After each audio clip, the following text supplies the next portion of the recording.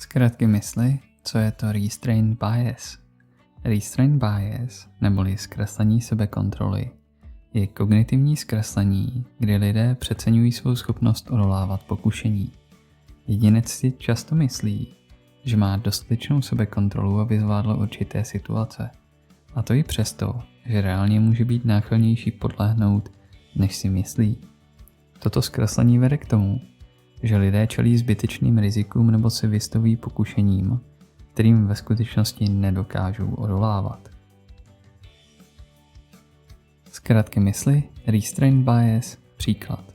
Představme si, že žena se snaží omezit konzumaci sladkostí, aby dosáhla svých cílů ve zdravé výživě. Při návštěvě cukrárny je přesvědčená, že si dokáže dát jen jednu malou sladkost a zbytek nechá být.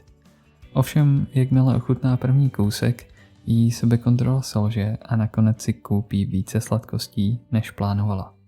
Tento příklad ukazuje, jak zkreslení sebekontroly může vést k tomu, že člověk podcení pokušení a přeceňuje svou schopnost odolat.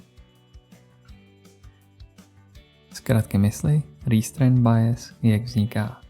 Restraint bias vzniká z naší tendence přeceňovat vlastní sílu vůle a sebekontroly.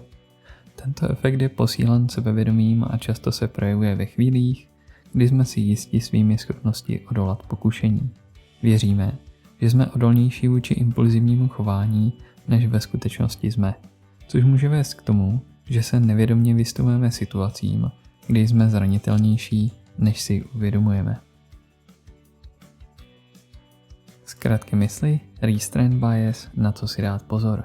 Zkreslení sebekontroly může vést k tomu, že se lidé opakovaně vystavují rizikovým situacím, ve kterých podlehnou pokušení.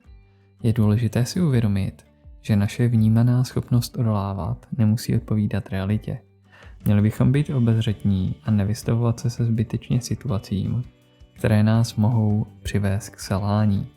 Lepší je vytvořit prostředí, kde je pokušení minimální, než spoléhat na svou sebekontrolu, která nemusí být tak silná, jak si myslíme.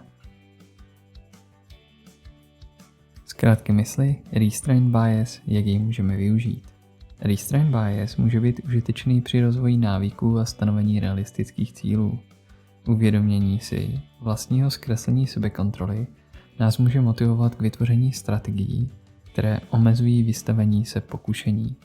Například místo spoléhání na vlastní sebekontrolu je možné preventivně eliminovat pokušení. Například si nekupovat sladkosti, pokud se snažíme jíst zdravě. Toto vědomí může vést k efektivnějšímu plánování a dosažení cílů s menším rizikem selhání.